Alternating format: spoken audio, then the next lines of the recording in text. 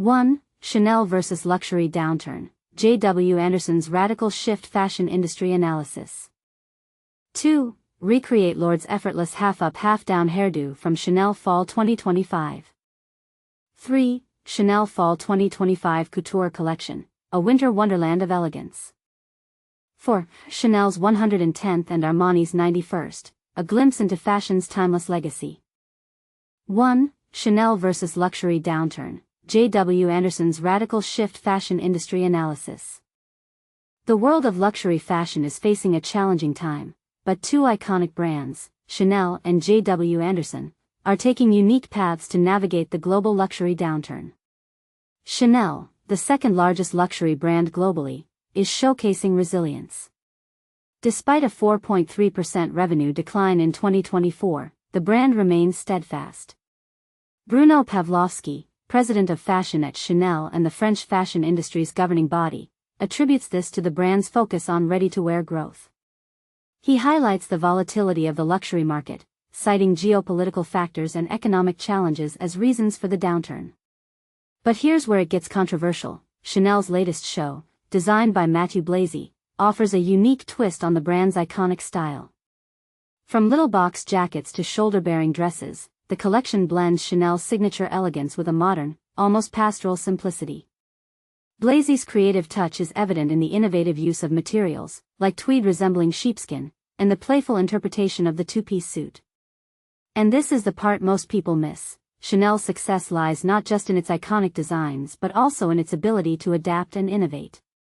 On the other hand, J.W. Anderson, currently the most sought-after designer, has opted for a bold move. Jonathan Anderson, the Northern Irish designer behind the brand, has decided to halt fashion shows altogether. Instead, he's pivoting towards lifestyle and homewares, offering a curated collection of over 500 collectibles and heirlooms, including furniture, jewelry, art, and even food. Anderson's motivation is clear: a reaction against mass production and hyper-commercialism. He aims to create a sustainable model, ensuring items are kept in stores rather than driven by high turnover. The global home and garden market's projected growth of 1.3% to $122 billion this year supports Anderson's strategy. His unique approach, offering items like coffee-flavored tea and restored gardening tools, creates a sense of exclusivity and desirability. So, which path will prove more successful in the long run? Chanel's resistance through creative adaptation or J.W. Anderson's bold pivot towards lifestyle? The luxury fashion world is watching, and the debate is sure to spark differing opinions. What's your take on these strategies? Feel free to share your thoughts in the comments below. 2. Recreate Lorde's effortless half-up half-down hairdo from Chanel Fall 2025. In a world of over-the-top fashion moments, Lorde just redefined effortless cool at Chanel's Fall 2025 Couture show, but her seemingly simple style choices are sparking heated debates about authenticity in celebrity culture. Let's unpack the look that's dividing fashion critics and fans alike. The New Zealand singer, fresh off releasing her vulnerable fourth album, Virgin, about early adulthood struggles, arrived at Chanel's Grand Palais showcase sporting a relaxed half-up style with a single face-framing strand. Here's the twist: her jet-black hair showed zero signs of heat styling, celebrating natural texture with purposefully preserved frizz and subtle waves cascading below her ears. This raw approach aligns with Lorde's recent public shift toward organic beauty, creating a fascinating tension with Chanel's ultra-polished reputation. But here's where it gets controversial. The same artist known for her messy authenticity aesthetic wore a refined black baby doll dress hitting mid-thigh, a look channeling Parisian sophistication rather than her album's grungy themes. Does this mark artistic growth, or strategic brand alignment? The internet can't decide. Her makeup told a parallel story of minimalism. Beyond a whisper of bronzer in her creases and barely there coral lips, Lorde's complexion glowed product-free. Bushy brows brushed upward completed the "woke up like this" illusion.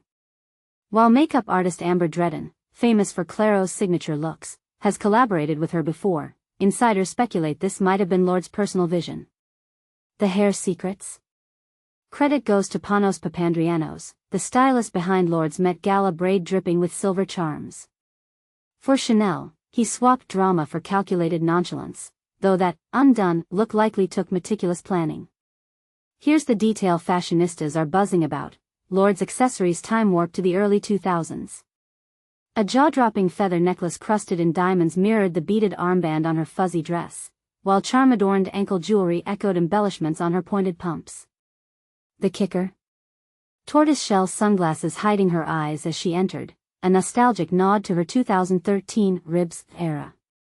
Surrounded by icons like Naomi Campbell and Penelope Cruz, Lorde's calculated simplicity made her stand out. But this raises bigger questions. When celebrities champion natural beauty during paid brand appearances, is it genuine self-expression or clever marketing? What's your take? Revolutionary authenticity or industry chess move? Drop your thoughts below. 3. Chanel Fall 2025 Couture Collection, a winter wonderland of elegance. The whispered allure of exclusivity, unpacking Chanel's Fall 2025 Couture Collection.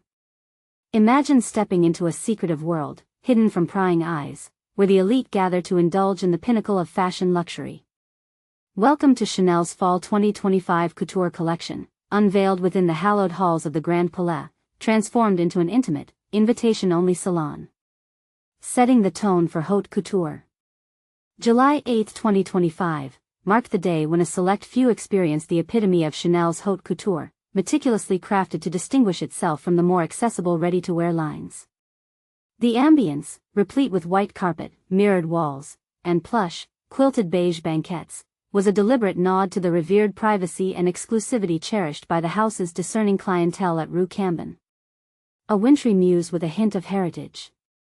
Inspired by Coco Chanel's enduring love for the rugged beauty of the Scottish Highlands, the in-house design team, Matthieu Blazy's highly anticipated October debut, wove a narrative that, while not cohesive in storytelling, showcased the unparalleled prowess of Chanel's textile and embroidery ateliers.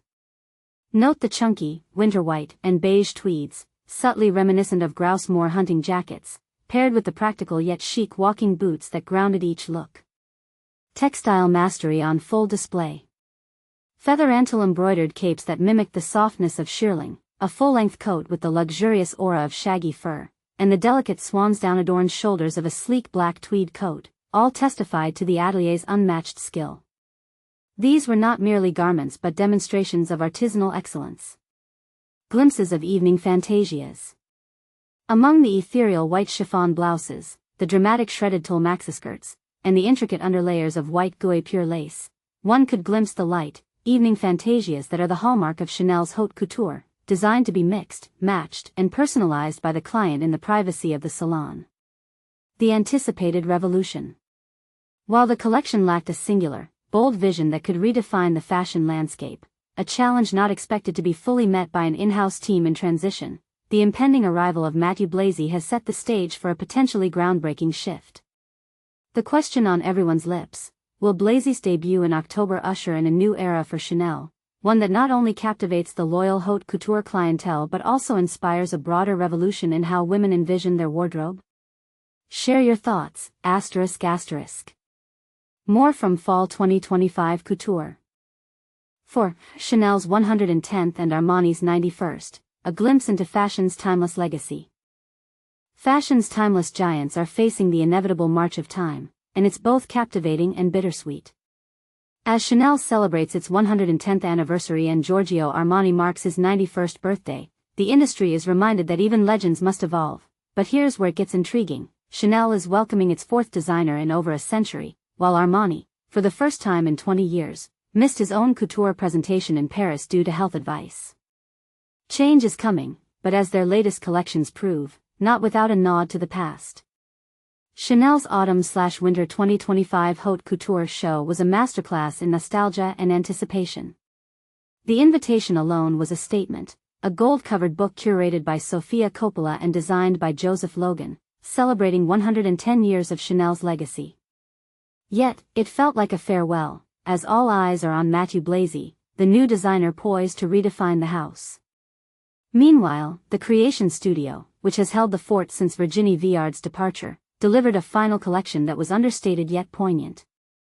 Described as pastoral and understated, the looks featured rustic tweeds, chunky boots, and barely their makeup, evoking a sense of simplicity and strength.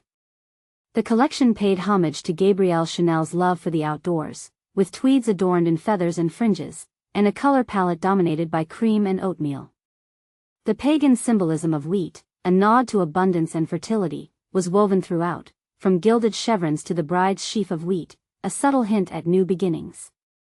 And this is the part most people miss. The collection's understated elegance was a quiet rebellion against the flashy expectations often associated with haute couture. It was a reminder that Chanel's legacy isn't just about glamour, but also about resilience and timelessness.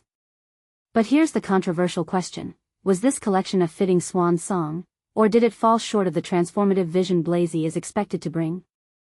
Let's discuss in the comments. On the other side of the spectrum, Giorgio Armani's Prive show, more seduisant, was a study in cerebral elegance. The invitation included a bespoke perfume, claiming to capture the essence of the collection, a bold promise that, while olfactory, felt more like a TKO than a seduction. The all-black ensemble was undeniably stark, with slimline pants and reduced columns that Armani aptly called lines of ink. Yet, the seduction seemed to get lost in the intellectual rigor of the designs. Armani's defiance against time was palpable, his iron focus evident in every detail, a peplum here, a clutch of coke feathers there. But it was the midnight blue pieces that truly shone, reflecting the sensuality of a North African night sky. This, perhaps, was his true nude seduisant, a moment of elegance that transcended the starkness of black. As these fashion titans navigate the intersection of legacy and change, one can't help but wonder, can the past and future coexist in haute couture, or must one give way to the other? Armani's absence and Chanel's transition raise questions about the sustainability of a designer's vision in an ever-evolving industry. What do you think? Is fashion's future in preserving its heritage, or in boldly reinventing it? Share your thoughts below. This conversation is far from over.